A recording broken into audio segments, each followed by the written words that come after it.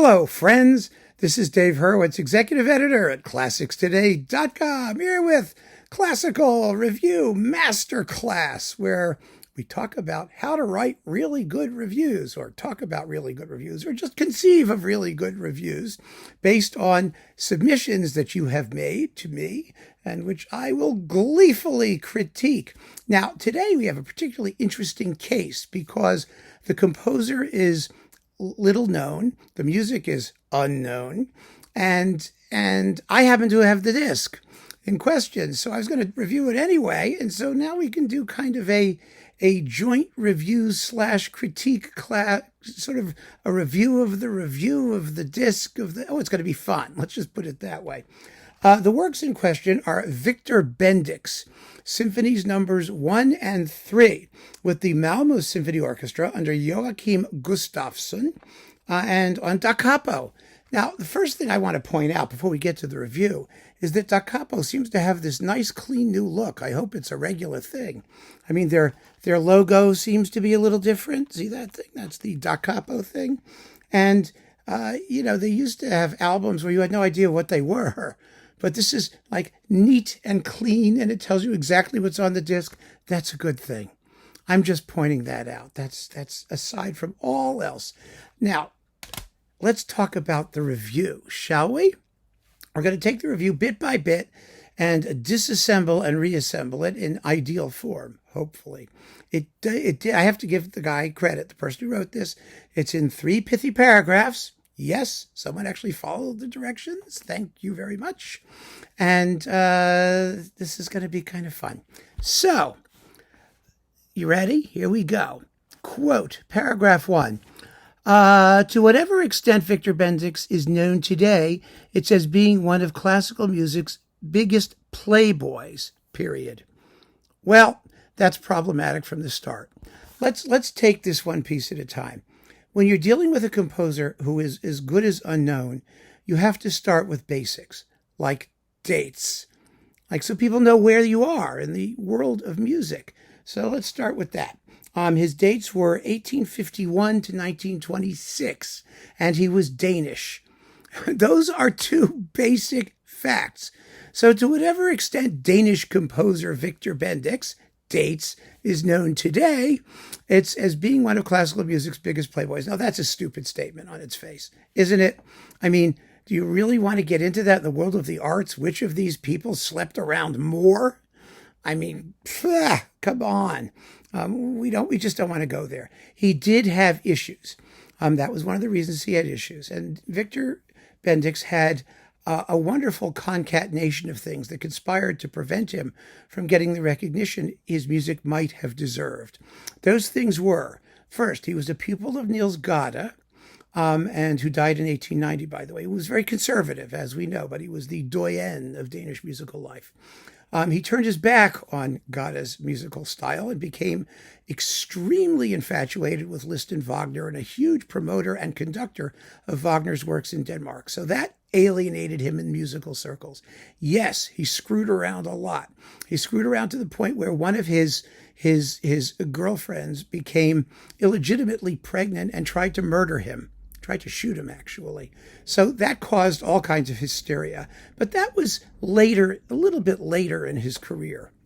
And he wound up spending most of his time in Germany as a result and kind of keeping a lower profile. He was also Jewish. That's an issue. He was an atheist. That's an issue. He was one of those idealistic, cynical people who got along with nobody. That may have been the biggest issue of all. He was very good friends with Carl Nielsen, for example. I mean, he had his supporters in Danish musical circles, and he did get performed occasionally. But essentially, he wrote himself out of normal Danish musical life for both personal and professional reasons, and those both need to be mentioned. And you can mention them in one sentence, because the next sentence doesn't get us there. He frequently had affairs with his own students, and one jealous suitor even plotted to kill him as a result. Well, we don't need to go there to the exclusion of his musical and professional life, which can, like I said, an atheist, Wagnerian, musical radical, and, Jewish playboy. You could say all those things in one sentence. And he was not a suitor, a jealous suitor. A suitor is a man pursuing a woman.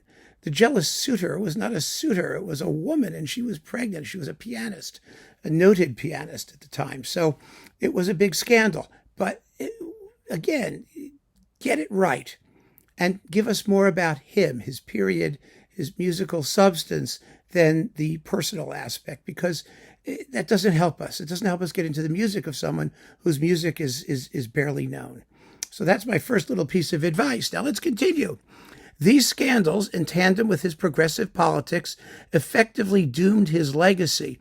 A real shame, let's call it semicolon, a real shame, as he left behind some wonderful music, including 4 symphonies in the manner of Tchaikovsky. Okay, so now you've mentioned a couple of those other things, this politics and whatnot, but not with the, I think, the descriptive, let's say, usefulness that you could have. And I'm going to make another point here. This particular disc comes with a spectacularly well-written booklet note by Bendix's biographer that talks about the music and the man in great detail. So there is no excuse for giving us such a sketchy little first couple of sentences when all of the information you need is right in here.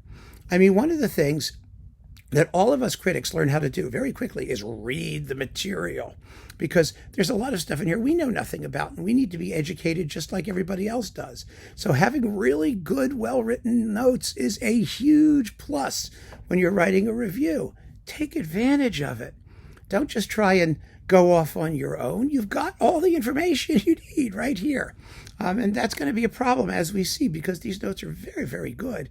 And they're not really referred to. You don't have to refer to the notes as notes. You have to take the knowledge that they impart and use it. And this writer hasn't done that. Now, here comes the next thing. 4 symphonies in the manner of Tchaikovsky. What does that mean? What do you mean by that? I mean, he was actually fairly contemporary with Tchaikovsky, and you don't know that he had any sort of major influence of Tchaikovsky. So you'll see where that becomes problematic as we go on. Next sentence. The full cycle had been recorded previously, has been recorded previously by the Omsk Philharmonic, a couple of awfully executed discs that have been rightfully doomed to oblivion, period. They are bad. They are really bad. Those performances with the Omsk Philharmonic, they suck. That's true. But I wouldn't call them awfully executed. I mean, I would say poorly, dreadfully, excruciatingly, horribly, whatever you want to say. But awfully is just, that's not the right word in that place. Anyway, and they've been rightly doomed to oblivion. Well, they're not so doomed to oblivion. They're available. Or they were available until recently. I mean, we had a review of them on Classics Today. So, and I have them, by the way. I had them. They were bad. And they didn't make the case for Bendix. That's what you really want to say. You don't need to say they were doomed to oblivion. You want to say they just made a very poor case for the music. That's the point. Stick to the music. Let's not be apocalyptic about things that don't matter so much when you're dealing, like I said, with somebody who is barely known. So, doomed to oblivion, leaving the bar very low for Joachim Gustafsson and the Malmö Symphony. Okay, that's true. Yes, the bar was very low, but again, the way that's expressed is it's not optimal. It doesn't convey the information in the most powerful and straightforward way. But that's okay. I mean, I get the point. The point is a good point. The writing style needs work. Second paragraph. Symphony number 1 in C minor, titled Mountain Climbing. Well, no, it isn't titled Mountain Climbing. It's right here on the disc. It's titled Ascension. There it is. Ascension. Ascension. See that? Now, I mean, you may be ascending a mountain. That's true. I mean, there's nature imagery. There's all this stuff. There was a program attached to the symphony. All of that is described in excruciating detail in the booklet note. So you have no excuse for getting the name wrong. None whatsoever, at least as it's given to us on this particular release. So forget it. That's bad. That's just wrong. That's a mistake. Okay, titled Mountain Climbing displays a majesty and nuance atypical of composers lost to history like this. Okay. That is another. What you want to say is that it's music that doesn't deserve to be ignored. Say it. Please. I mean, that is a very strange concatenation of words that you have to figure out. Displays a majesty and nuance atypical of composers lost to history like this? No, that's just bad style. Say what you mean to say in the simplest and clearest way possible, please. Okay, comma. With a fast second movement notturno whose main theme is to die for. Again, bad usage. Whose main theme is memorable, is beautiful, it's something. If I'm talking to you, I'd say, oh, wow, it's to die for. Okay, that's one thing. But there's a certain colloquialism of language that you have to be careful of when you're writing a review. I mean, if you do it, you can do it with a knowing wink. But when you're simply describing something, that is, again, bad usage. You need to be a little bit more formal, a little bit more clear, and a little bit more, you need to sound more professional. That's the only thing I can say there. The main theme is to die for. All right. So you're talking about the second movement. I don't understand why you're not talking about the whole symphony first, because it's a very interesting symphony. I mean, it was written, first of all, in 1877-78. So that's right in the heart of Dvorak, Brahms, Tchaikovsky, Bruckner, all of those people, the great 19th century second half symphonists. And you can compare it to those. Where does it sit within that group? Is it unworthy of them? Does it bear comparison to them? Is it somehow interesting? Because he was a Liszt and Wagner guy, does it show evidence of that? The answer is yes, it does. It's a very interesting symphony. It's in 4 movements, which are marked overture, notturno, and the nocturne is a scherzo, which is very interesting. Most nocturnes are slow and dreamy, but it's a nocturnal scherzo along the lines of the scherzo, for example, of Vaughan Williams' A London Symphony. And then you've got a Marcia Solenne, a solemn funeral march type thing, and a zippy finale. So the form of the work is unusual. In terms of structure, and there's not a word mentioned about that here, which you should, because it's an indication. If you believe he doesn't deserve his oblivion, then you have to describe his originality and what makes him different from all of the other symphonists, and this review does not. Let us continue with our pithy second paragraph. So we talk about the main theme is to die for in the scherzo.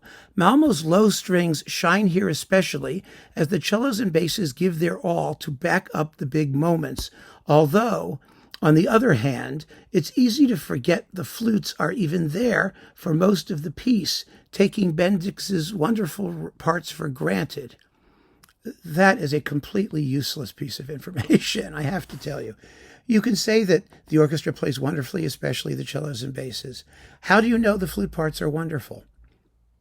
Where is that in the world of things, that these wonderful flute parts, and if they're inaudible, how do you know how wonderful they are?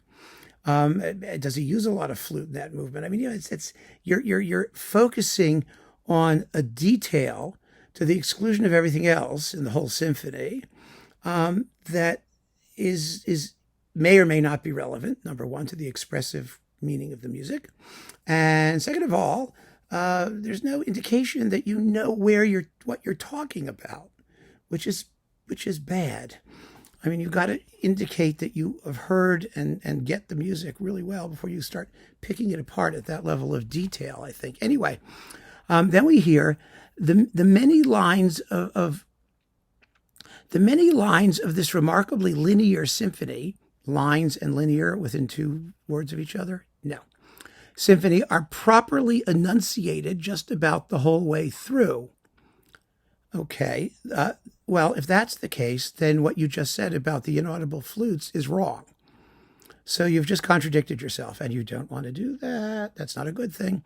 So the many lines of this remarkably linear symphony are properly enunciated. No, not properly enunciated. They're well played. They're clear. They're characterfully phrased. There's something. but they're not enunciating. That's the wrong word there. Just about the whole way through, comma, and the master of schmaltz, Joachim Gustafsson, plays the hell out of any crescendi or decrescendi, making the orchestra sound like the heaving breath of a mountain climber. No, that's terrible style. The master of schmaltz? In other words, the music is cheap and trashy and sentimental and hard on sleeve and shallow. And I mean, it's made of chicken fat, which is what schmaltz is in Yiddish. No, that's absolutely the wrong word. Why are you criticizing the conductor when you're praising the performance? Again, this is you're contradicting yourself within the same phrase. The fact is, it's a very good performance. Period. It really is. He doesn't have to plays the hell out of crescendi or decrescendi. He conducts with force, with power, with character, with a wide range of dynamics. And, the mountain climbing business, we've already talked about, it's called ascension.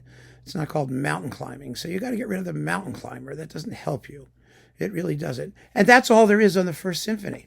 Now, I think for a symphony written in 1877, you talk about the interesting structure. It has very characterful percussion writing, which is really rare in 1877. There's a tam-tam part in the finale, which is actually mentioned in the notes, in which you can hear stuff like that. I mean, it shows its Wagner/Liszt bona fides in the colorful orchestration and the freedom of the orchestration, which is very remarkable for a symphony written in 1877, particularly in Denmark. I mean, think about that, where Niels Gade was the guy, that Leipzig school, the Mendelssohn school. So I think you've done something of an injustice in describing the important things that make the symphony special and unique. The performance, okay, you can characterize it in a brief line or two, but what you really need to say is, why is the symphony remarkable? And you haven't. And you could do it in just the same amount of space here. You don't need to write more. You need to write better. You need to write with precision. Now let's get to the Third Symphony. Now, the Third Symphony is even more remarkable in some respects than the first. It was composed in 1891, and it has 3 movements, which is unusual. Think Franck D minor of 1888. And those movements are marked Fantasy, Scherzo Appassionato, and Epilogue. And the epilogue is a 15-minute long slow movement, basically. So slow movement, Tchaikovsky's Pathetique, which this predates, keep in mind. Mahler 9, slow movement finales, 3 movements, a very unusual structure. And this writer doesn't say a word about it. Not a word. It may reflect the composer's resignation at his, lack of success in his musical career. I mean, that's suggested in these extremely well-written notes, which could have been mentioned, but which is not. And so the immediate obvious factors that make the Third Symphony something really outstanding for its time, because it's not just that it's formally interesting, it's full of very interesting musical content as well. The orchestration's excellent, and the melodic material is characterful. It deserves a listen. So you have to combine those things. You could say very simply, in addition to, distinguished thematic material, the symphony is formally extremely forward-looking for its time. You could say that. But you don't. Why don't you? I mean, it's right there. Anyway, the first sentence is a little bit, again, problematic. While the First Symphony displayed a clear Nordic character, the third in A minor, leans, it exists. This is not past tense. Leans heavily into a more typically German sound. Well, what does that mean? You have to explain what you're talking about, first of all. Second of all, you're wrong. That's not true. It is a Liszt Wagner influence sound, which you may want to, I would call it forward-looking. You don't have to call it German. And it's especially problematic when you call it German, when you say in the first paragraph, he wrote 4 symphonies what was your exact phrasing? In the manner of Tchaikovsky. Well, the First Symphony is Nordic, and the Third Symphony is German somehow. So we're not talking about the manner of Tchaikovsky, are we? In other words, this is very confusing because you're not giving any sense of what this music actually is going to sound like. You're not placing it accurately in its context. And so that's a major issue in a review of somebody who is completely unknown to most people. You're just grabbing these things out, but the comparisons aren't helpful. They really aren't. I mean, you might say, okay, Tchaikovsky Pathetique, but unfortunately, this was written first. So you can't really say that, can you? By a year or two, it beat out Tchaikovsky. So, yes. All right. As variegated as the symphony is, well, you haven't established that it's variegated at all. Malmö and Gustafsson let every section flow well into the other section, although one also gets the impression that Gustafsson has no idea how to leave the tempo alone. I keep coming back to the same point. You contradict yourself in the same sentence. If it's a well-knit, cohesive performance where the sections flow well together, even though I have to say the wording here is bad. You always say one section flows into the other section. No. You can just say it's fluid, it's coherent, it's cohesive. You use all the co-words, that. But the way that you've worded this is really quite amateurish. It's not good writing. It's not good style. And that's just a fact. You'll have to take my word for it. But then you're down on this conductor. You're praising the performances, but you're pissing all over the conductor. And why? It doesn't make sense to me because you're not saying that any of the things he does matters in terms of the performance being less effective. So that's a problem. All right. So anyway. Again, the luscious strings especially shine throughout, and the whole orchestra with this hyper-romantic conductor is perfectly equipped to take on the musical material of the more passionate finale. Well, the passionate finale here is a slow movement. And yes, it is passionate in places, but you're making it sound as though something like, romantically volcanic is going to happen, but that's not what the music is about at all. It's about resignation, and elegiac sentiments. So it's an incorrect description of the music as far as it goes. And second of all, this is a very generic kind of description. The whole orchestra shines, the orchestra with its hyper-romantic conductor. Well, he's hyper-romantic. Is he a Schmaltzmeister? Does he have no clue about tempo? You can say that he seems to be very romantic, showing a lot of flexibility of pulse and tempo. But unless you have a score in front of you, and you can say that, to say that Bendix demands steady tempos and he's doing something that's other than what the composer asks, we don't know. We don't know if that's correct for this style of music, the Wagner Liszt, perpetual, flowing, eternal melody, constant tempo adjustment style, or something more classical. None of those issues are raised here, and you're not grappling with them. So we don't know whether what you're saying is appropriate or correct to this music, or you're just making it up. And it looks like you're just making it up because the style of this is so casual and so, lacking in point and sort of a professional way of describing music and musical performance. So let's get to the end, the material of the more passionate finale, which is slow and doesn't sound it here. This disc offers a much clearer vision of Bendix's skill as an orchestral composer and would fit in among any comprehensive collection of juicy late Romantic symphonies. Fine. That's a fine conclusion. The problem is it just does not flow from anything that comes before it or from much that comes before it.